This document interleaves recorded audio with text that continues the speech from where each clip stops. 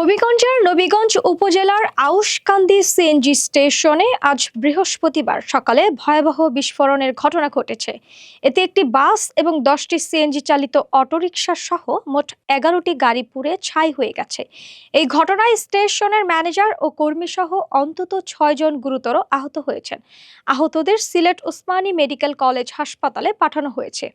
জানা গেছে, সকাল 6টার দিকে ঢাকা থেকে সিলেট মহাসড়কে অবস্থিত আউশকান্দি সিএনজি স্টেশনে একটি বাস গ্যাস নেওয়ার সময় বিস্ফোরণটি ঘটে। এতে পুরো স্টেশনটি মুহূর্তেই আগুনে লেলিহান শিখায় ঢেকে যায়।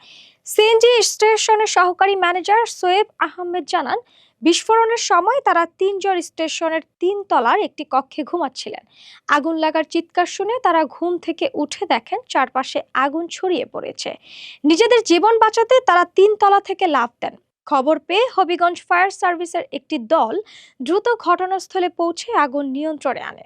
ফায়ার সার্ভিসের ইনচার্জ হাবিবুর রহমান জানান, আগুন নিয়ন্ত্রণে এলেও ততক্ষণে 10টি সিএনজি চালিত অটোরিকশা এবং একটি বাস সম্পূর্ণ পুড়ে গেছে।